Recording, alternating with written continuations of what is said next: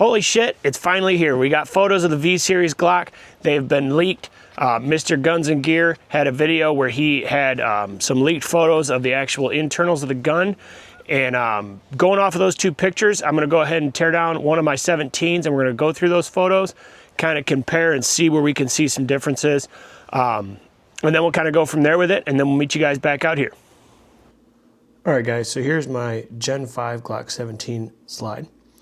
And I just wanted to show you guys what a standard slide looks like versus the new V-Series. And I'll have the pictures up here on the screen as well. But the Gen 5 does not have any rails on either side of this striker striker chamber here. This is where your striker is.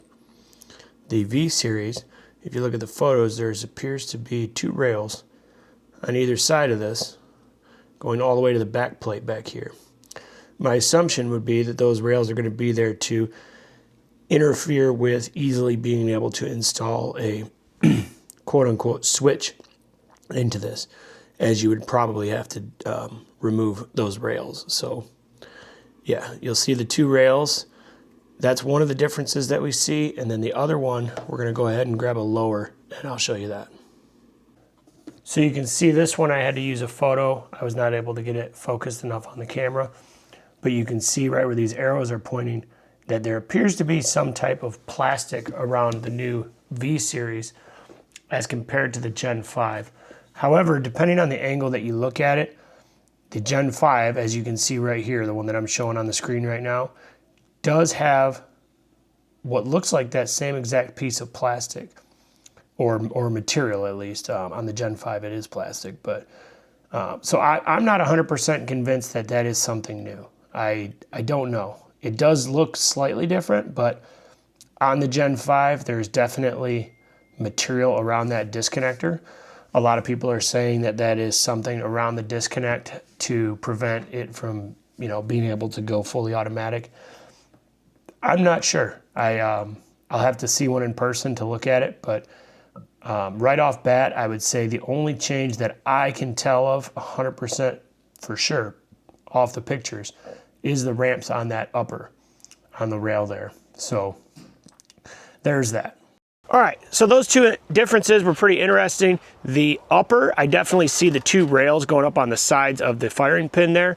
However, that lower, I don't know if I agree that that's a new piece. I see definitely some material around my Gen 5 right there, and I just can't be certain that there is something new there.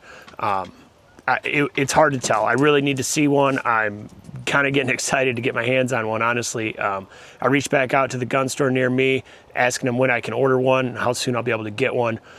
Hopefully, you know, first couple weeks of December, I'll be able to get my hands on one, and then we can go ahead and actually tear it down, put some rounds down it, and see what's different with it, compare it literally side by side with the other one. So a couple other updates that have happened with kind of this whole Glock situation. So, and it might be that Glock kind of started this ball rolling down the hill, but I've heard that now the, I don't want to say the government, because I mean, it is the government, but I don't know which portion of the government or whatnot, but they seem like they might be going after the Ruger RXM pistol now, which is the Gen 3 Glock 19, like it's their frame, like Magpul makes lowers for it and stuff like that. So it kind of seems like they're going after the Ruger RXM already.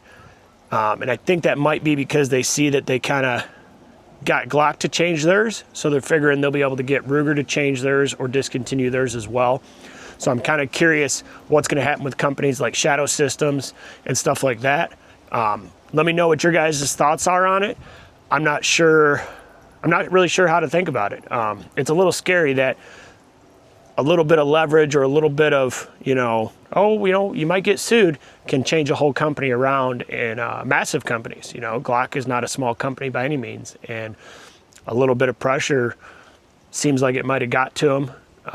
Now, again, I'm not blaming Glock though. It's just shitty, you know. It's just something that we didn't want, you know.